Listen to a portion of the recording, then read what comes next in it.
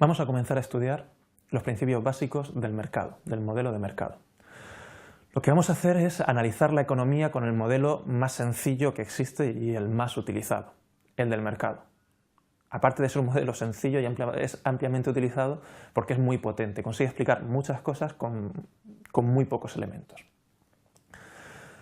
Lo que nos queremos plantear es cómo se llega a producir lo que vemos en la realidad, cómo se llega a producir que en un determinado producto se genere un precio y se genere una determinada cantidad de producto.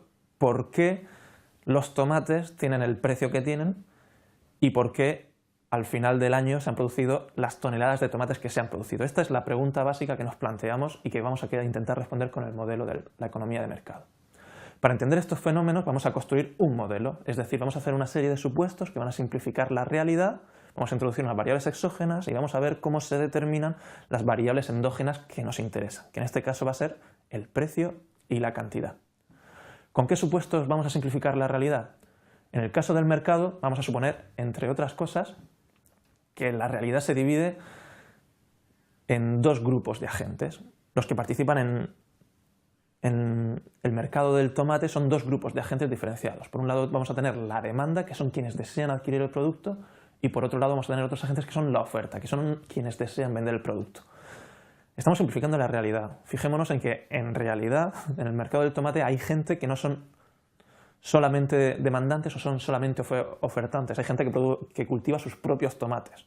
Pero no nos vamos a preocupar de esto. Simplificamos la realidad. Y vamos a construir un modelo en el que solo hay, por un lado, demanda y por otro, oferta.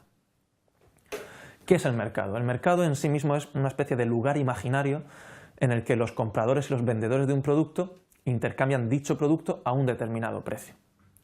En la realidad tenemos mercados reales.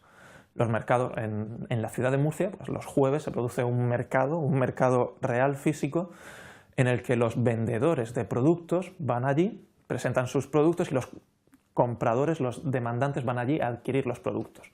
Interaccionan entre ellos y surge el precio de los productos y se termina vendiendo una determinada cantidad. Pero en general llamamos mercado a esos lugares imaginarios donde en toda la región de Murcia se intercambian todos los tomates. O llamamos mercado al mercado de los automóviles, un lugar imaginario donde los productores de automóviles se encuentran con los demandantes de automóviles. En este lugar imaginario, en ese mercado, lo que ocurre es que la oferta y la demanda interactúan entre ambas y de esa interacción va a aparecer el precio del producto. A ese precio del producto los individuos deciden cuánto desean comprar, la demanda, y otros individuos deciden cuánto desean vender, qué cantidad desean vender, la oferta. El mercado que vamos a estudiar en este curso es el mercado de competencia perfecta. Es el mercado más sencillo de analizar y, de nuevo, es un modelo. No existen los mercados de competencia perfecta en la realidad, pero este modelo en el que lo simplificamos todo y suponemos que los participantes del mercado compiten perfectamente nos va a permitir entender qué es lo que ocurre en la realidad. El supuesto principal en este modelo es que los compradores y los vendedores, quienes forman la oferta y quienes forman la demanda, son muchos, muchísimos. Son tantos que son incapaces de decidir cuál es el precio del producto. Ningún vendedor va a ser capaz de poner el precio al producto y ningún comprador va a ser capaz de decidir cuánto quiere pagar por el producto, sino que de la interacción entre ambos en general aparece de pronto un precio, el que sea, y los compradores y los vendedores deciden cuánta cantidad quieren comprar de ese producto. Esto puede ocurrir si hay muchísimos compradores y muchísimos vendedores. Si hay muchísimos compradores, si hay muchísimos vendedores, un productor no podría decidir qué precio le pone al producto, porque si pone un precio más alto que el del resto de los productores, no vendería absolutamente nada. Hay muchísimos vendedores y la demanda sería comprarle a cualquier otro. Si pone un precio más bajo que el resto de los vendedores, bueno, habría muchísimos compradores que querrían comprar todo el producto a ese precio tan bajo. Enseguida el vendedor se quedaría sin existencias y el precio del mercado volvería a ser el precio generalizado que hay en el resto. Esto es una simplificación de la realidad, pero que nos va a permitir analizar de forma sencilla el comportamiento de compradores y vendedores. A este tipo de compradores y vendedores los llamamos preciaceptantes. Aceptan el precio que aparece en el mercado. Hay otros modelos de mercado más complicados que nos permiten entender situaciones distintas, pero que no son los que vamos a estudiar en esta asignatura. El más conocido de ellos y el más sencillo de analizar, aparte de la competencia perfecta, es el monopolio. Con el monopolio estudiamos las situaciones en las que hay un único vendedor. Al ser el único que vende el producto, tiene libertad para decidir cuál es el precio.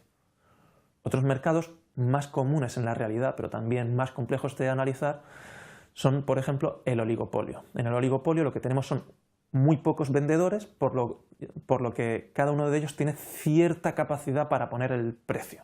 A esto lo llamamos que tienen cierto poder de mercado. El poder decidir sobre el precio lo llamamos poder de mercado.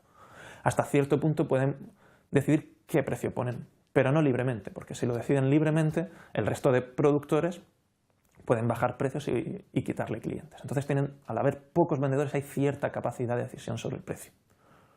Otros mercados que también existen, aunque son algo menos comunes que los anteriores, serían el monopsonio, parecido al monopolio, pero en vez de con un único vendedor, un único comprador del producto, y el oligopsonio, que se caracteriza porque lo que tenemos en el mercado es una cantidad limitada de compradores.